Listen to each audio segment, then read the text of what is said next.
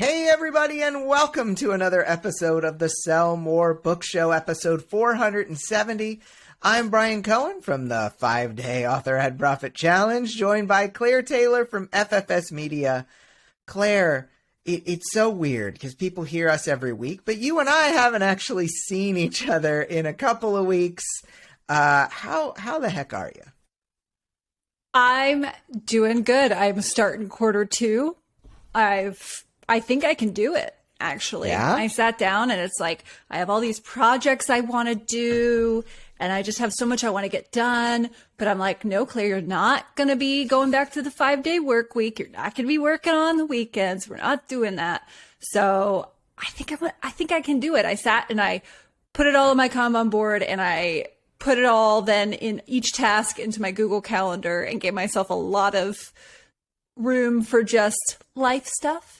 And I think it's going to work. So I'm feeling good. I had some people getting on to me because I was like, during my break, I was like sitting and had like a quiet morning with tea and planning with all my Post-it notes. And they're like, aren't you supposed to be on your break? I'm like, this is how I recharge.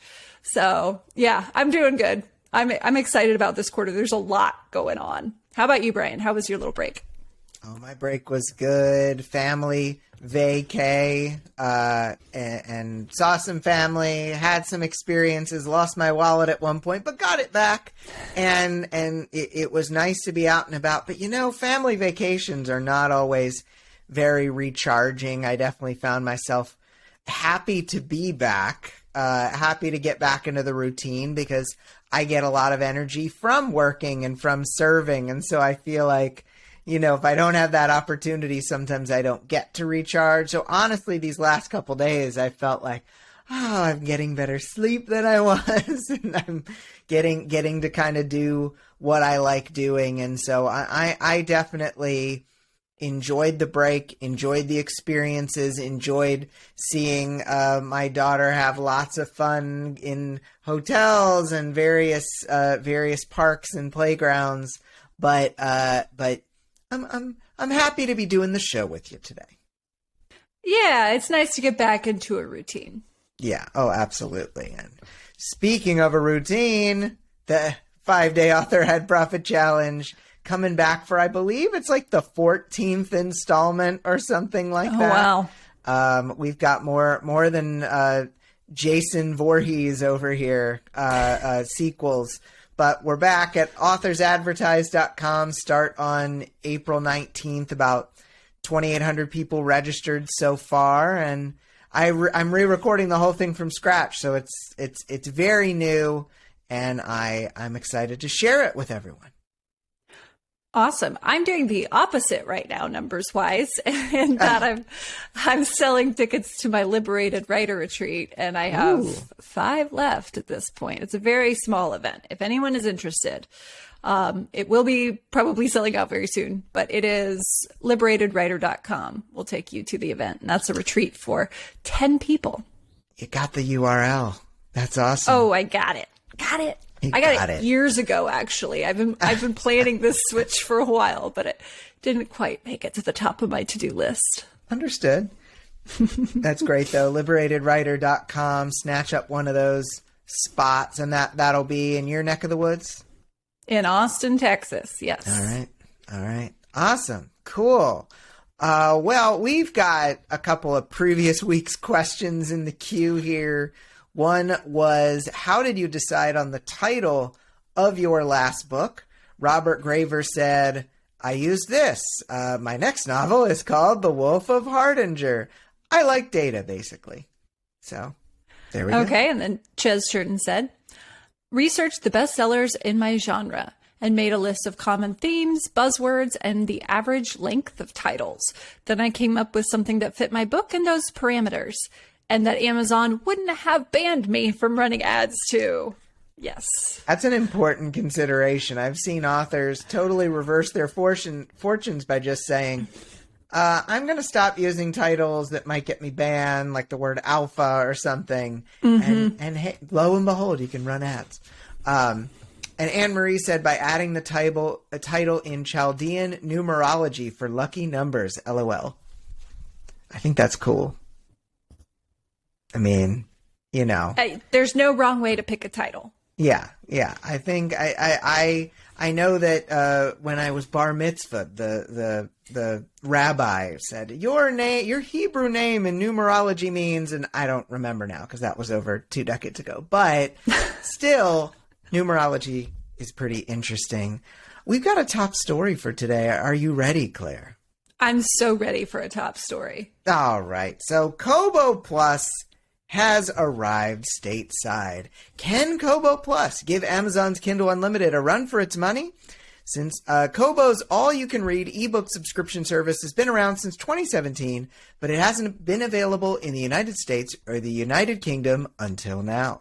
On April 5th, Rakuten Kobo announced the US and UK launches of Kobo Plus, offering book lovers unlimited access to over 1.3 million ebooks and over 100,000 audiobooks for a low monthly fee. Quote, the success of Kobo subscriber-based Kobo Plus just keeps opening new doors for authors and their books, says Drafted Digital's Kevin Tumlinson. With subscription tiers that run at a budget-friendly $7.99 or $9.99 GBP per month, Kobo is getting readers access to a massive catalog of books and authors in 2 of the biggest English reading markets. End quote. Authors can enter their books into the Kobo Plus market, Kobo Plus market by market, or go all in using the Kobo Writing Life dashboard or through distributors like Drafted Digital, Publish Drive, or Streetlib. Quote, it's good to see some more competition in the book subscription space, writes Mitchell Clark of The Verge. According to Kobo, the library accessible to subscribers includes 1.3 million ebooks. Yeah, they already said that. Amazon boasts over 3 million titles by comparison that are included with Kindle Unlimited. So Kobo does have some catching up to do if it wants to match that figure. And I think the big thing that isn't really mentioned in here, if I'm correct, Claire, Kobo Plus does not have any exclusivity agreement. Last time I checked, that is the case. So this is interesting. Yeah. Is this competition? Is Amazon going to say, I'm going to make a change because of this? Because that's usually what competition leads to. Do you think this is a shot across the bow for KU? I think a little bit. I think it's making moves towards that. Okay. So I like that. I think that this is yet one more tally mark in the column of do go wide, because this makes it more accessible. And yeah, I like that Kobo is doing this. And my hope is that all the retailers start to do something like this. And Amazon is the only one with the exclusivity agreement, and they start to look a little silly. Yeah. And maybe they change that. That would be great. That would be great. Amazing. Oh my I don't think it's going to happen, but I... No. But listen, a girl can dream. I just got back from break. I'm rested. I'm hopeful. Right. I am very interested in how many people... readers-wise, end up signing up for this, because I know that this began kind of in the Netherlands area, that Kobo was trying this out, and now moving into essentially 2 big marketplaces at the same time. It's definitely a big push there, but what we don't really know is, will readers on Kobo respond to this? We know that a lot have responded on Amazon through Kindle Unlimited, but we don't necessarily know, will we see the same kind of uptake? That is like very much a big question mark in my mind. Yeah, I don't think that there's anything lost if it takes a while to get going, though, because I don't think that the subscription readers are not usually the same as the purchasing readers. True. So I don't think that you're going to suddenly lose sales because of this. I think this is just an opportunity to get more sales. And so it may be slow at first, but there's not much to lose in that. And, if you're already wide, you could have the advantage of these subscription readers finding you, because a lot of people are not wide. Right. Now, it seems like it's a no-brainer to opt in. Yeah. when you are, unless you're only selling expensive things that are more than $9 on Kobo, and you don't want to see that number come down. But I think for most authors, it makes a lot of sense if you're wide. Try it out, and there's no 90-day kind of requirement thing. So, I guess the only worry would be, is this eventually going to eat into sales? It hasn't really happened with Amazon, but that doesn't mean it couldn't. The subscription model in general couldn't have an impact on royalties at some point in the future. Mm-hmm. And the great thing is, if you opt in and you're having issues, Kobo has great customer service, so you can always communicate with them. This is true. This is true.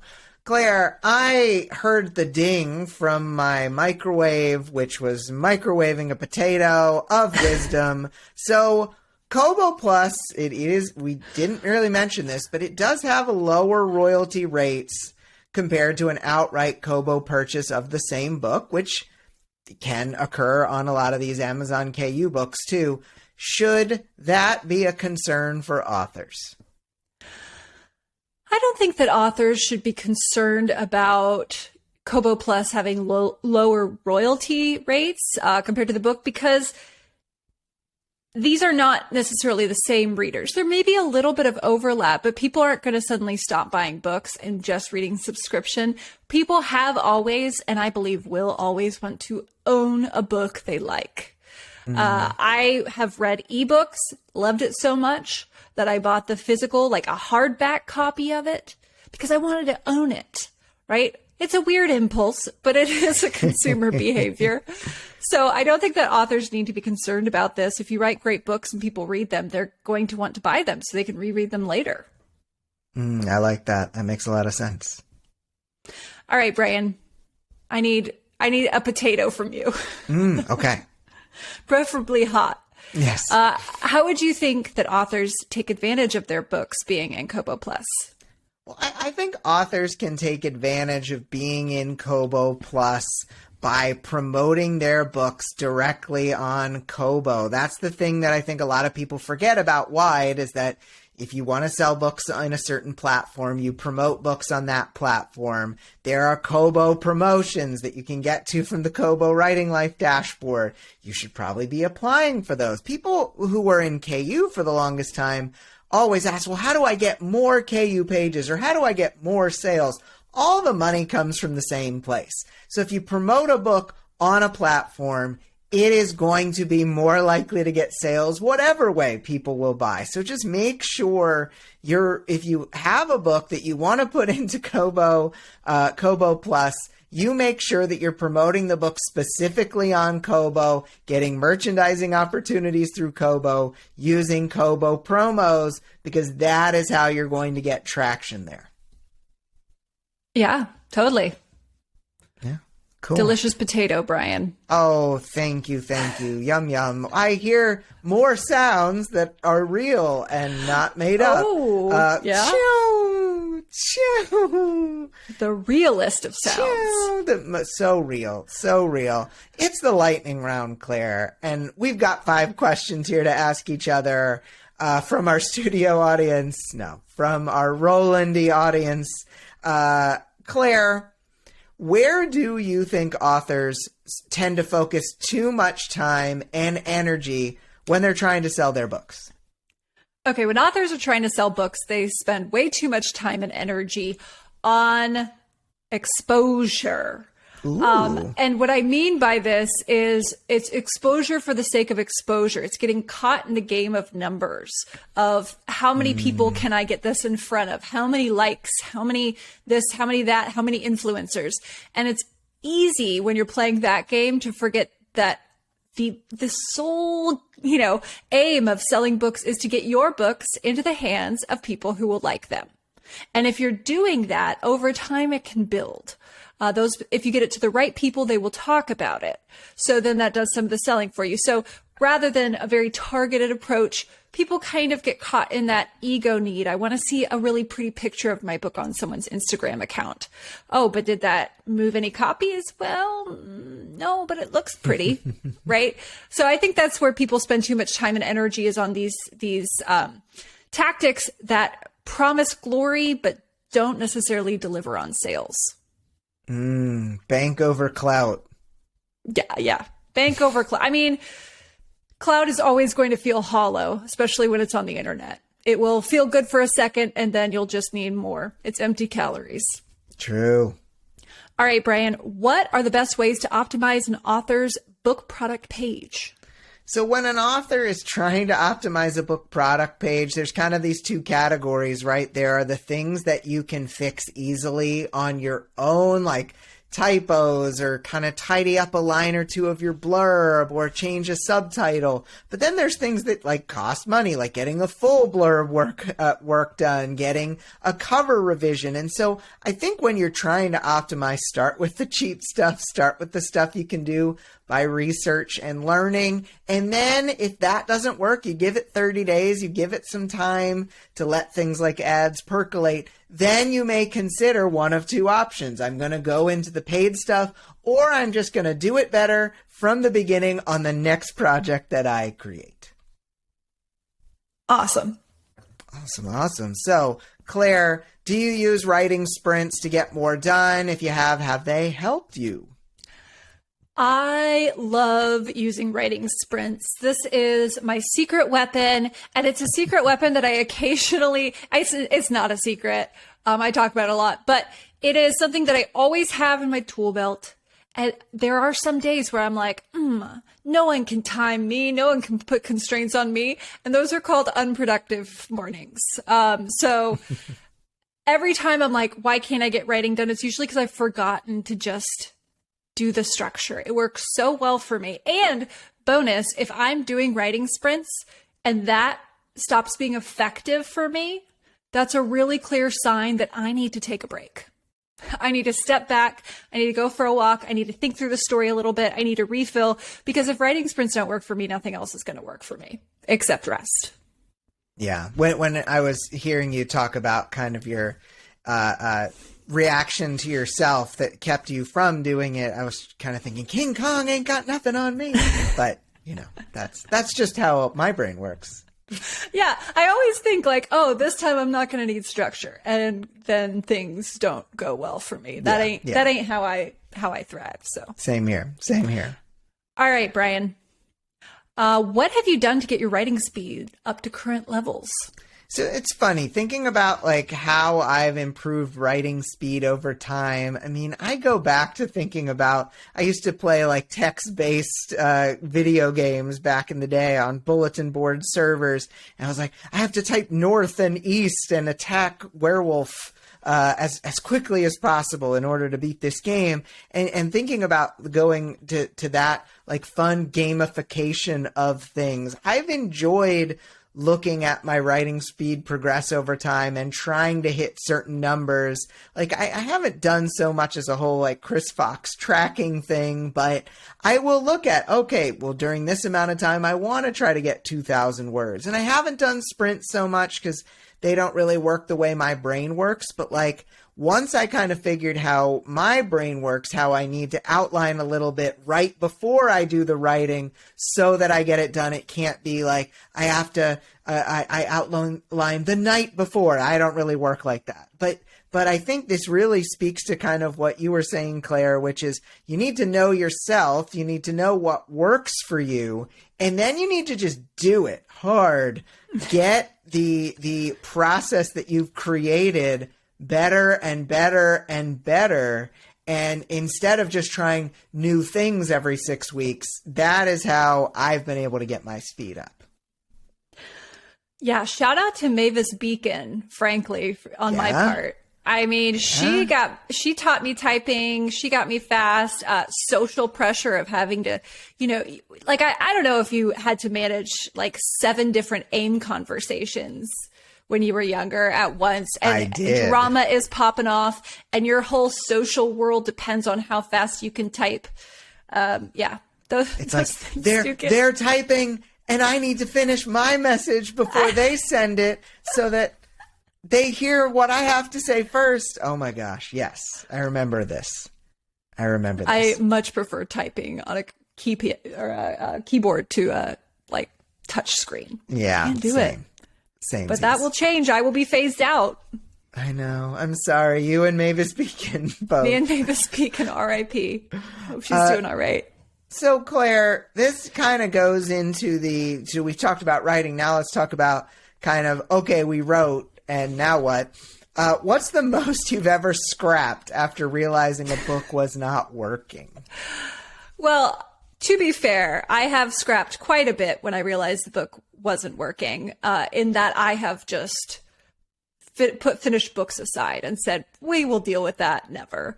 But as far as books where I'm like, okay, it's in the series, I gotta write this book, I have scrapped, the most I've scrapped is the last 25% of a 120,000 word novel. So quite a bit. I just realized the ending wasn't working. I realized there was so much I wanted to change. This was book 1 of the series, so I take that very seriously because you got to make sure you're going to enjoy writing the protagonist for the rest of the series. So I rewrote that, and it was painful and 100% worth it. There we go. 100% worth it. I love that. But you got to do what you got to do, right? Yeah, and you know what? I didn't have to do that. I could have just gone with what I wanted. But I wanted the rest of the series to be a different tone and have a different protagonist. So, I was like, yeah, okay. I just have to remember that my boss is me. Yes. Yes. It's easy to forget that, I think. Right.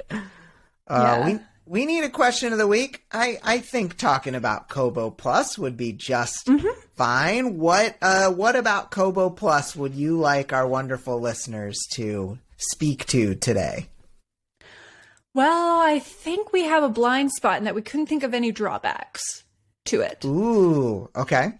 So could we ask people what we're not seeing about Kobo Plus? I like that. Well, are there any drawbacks you can think of Kobo Plus? And how about, do you plan to put your books into Kobo Plus? Perfect. There we go. You can answer the question of the week over at the Sell More Book Show After Party Facebook group. We got a little hairy there with not posting it 1 or 2 weeks, but don't worry, it is getting posted there every week. That's all on these two wonderful people here, not anything on anyone else working. Oh, it's all us. Yeah.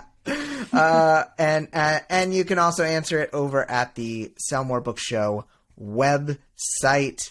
And yeah, we'd love to see you there. We also have a new Sell More Book Show YouTube channel where our full episode is being posted in video form, as well as some fun clips from the show.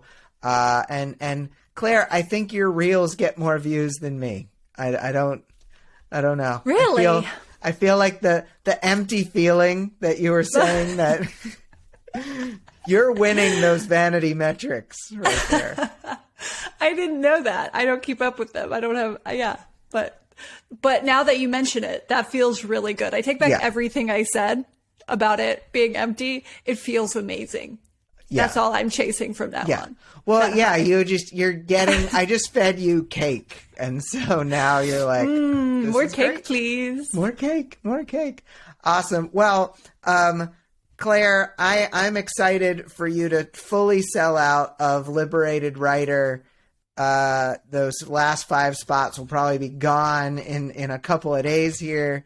LiberatedWriter.com. Yes? Yes, sir. And what are the dates of that retreat? That's going to be October 3rd through 5th. October 3rd through 5th. Awesome. Cool. And my 5-day challenge, it starts in a week from when this will be released on April 19th. That's at authorsadvertise.com. Claire, anything else you want to share before we sail off into I don't know what we're sailing off into. Something. The abyss. The abyss, of indie publishing. No, I'm just excited to get to know the people who are coming to this event, and I'll probably do more in the future, but this one is going to be the first, and the first is always the best, right? It's true. It's true. So we'll see. I hope anyone listening who wants a ticket can go get one. I hope so too. Cool. For Claire, I'm Bryan. Have a great week of book selling, everybody, and we'll talk to you next week for episode 471. Bye. Bye.